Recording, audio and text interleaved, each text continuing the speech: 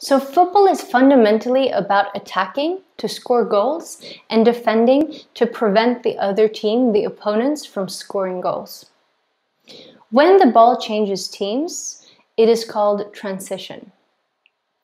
The transition from defensive play to attacking play is called a counterattack, while the transition from attacking play to defensive play is called regaining the ball. So a counterattack is when your own team has conquered the ball, regained the ball, and the other team is unstructured and has not had time to take its defensive formation, allowing you to attack quickly. Recapturing the ball, regaining the ball, is when the other team has taken the ball and your own team is not in a defensive formation. So the other team is counterattacking on you. Traditionally, attacking and defending has been practiced separately, which does not create the right conditions for your players to develop, as it's not game-like. In a game, you will never be able to attack or defend without an opponent. So always practice in as game-like situations as possible. This is also important, as transitions probably constitute the most important part of the game. Your team's ability to quickly transition between defending and attacking and back from attacking to defending will determine how successful you are in scoring goals and preventing your opponents from scoring. So if you only practice attacking and defending separately, you will never ever practice transitions. And consequently, you'll miss out on one of the three fundamental cornerstones of football. To describe what the players do on the pitch when attacking, defending, or transitioning, we talk about football technique. Football technique encompasses everything you do with or without the ball on the pitch. All football techniques need to be practiced in an as game-like situation as possible. For example, looking at the technique to dribble the ball. The player needs to be able to dribble the ball with control in different directions with both feet, at different speeds and with acceleration, and of course doing all of that when disturbed by an opponent player. If dribbling the ball is only drilled as a repetitive skill without opponents, the player is going to be very stressed in a game when the opponent player tries to take the ball, and will probably lose the ball or just kick it away without a plan. So if dribbling instead is practiced in a small-sided game in training sessions, for example by allowing players to score a goal only when they dribble the ball in goal instead of or as well as shooting on goal, you prepare the players for situations that might occur in a match. The same goes for long and short passes, turning and change of direction, shooting, heading, receiving the ball, tackling, and so on. Goalkeepers have some unique techniques as they are allowed to use their hands close to their own goal in the marked penalty area. So these techniques are, for example, catching, palming, boxing, saves, prevent attacking, roll, throw, pass, and kick the ball.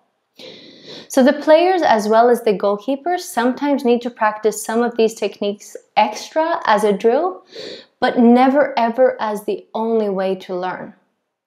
Small-sided football games can be a good way to quickly acquire all of these fundamental skills.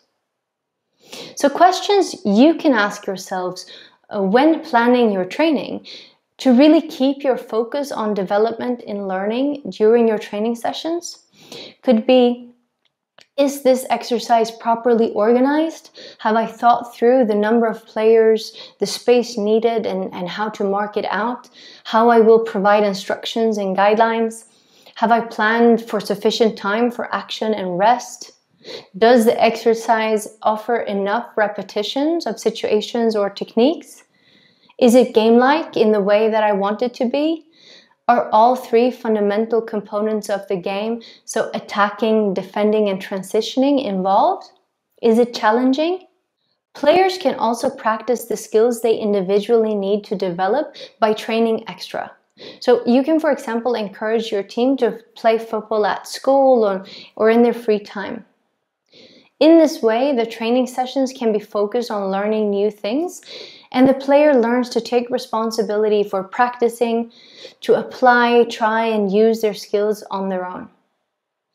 Sometimes it's not possible to practice football by yourself, and at those times it is even more important that the training is really devoted to playing football, so that the player gets a lot of experience of different situations that arise in a game.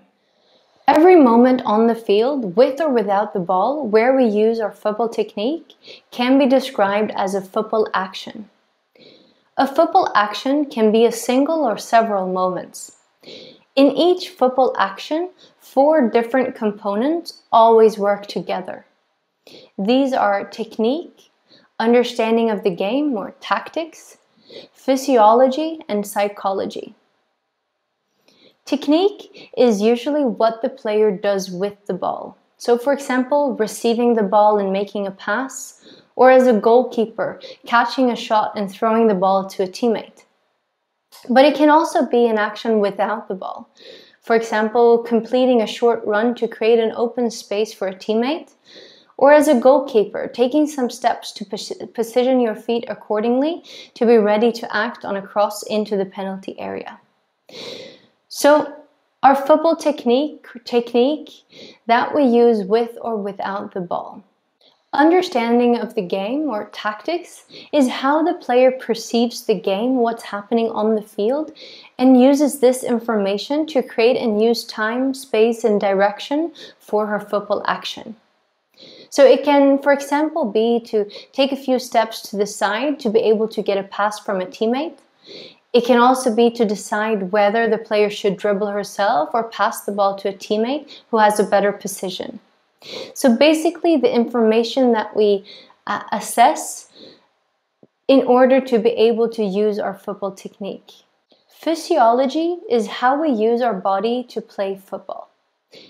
It can be the speed and power with which a football action is carried out from a player. It can be resilience in a height duel or acceleration in a run. So our physical ability to play football and carry out football techniques and do what we want based on our understanding of the game. Psychology is how we use our mind to play football. It can be having the courage and confidence to perform a football action even though the player just missed a similar one, such as taking a shot again even though the former went completely off the post, or as a defender, tackle again after missing a similar situation.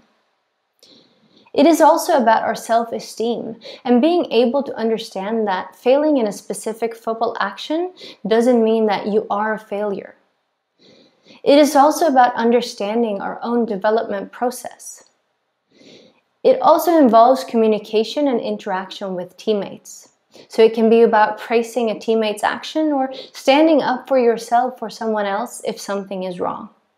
So every football action, every action your players undertake on the field need these 4 components to succeed. This is a simple way to think about and understand the importance of training football by playing football.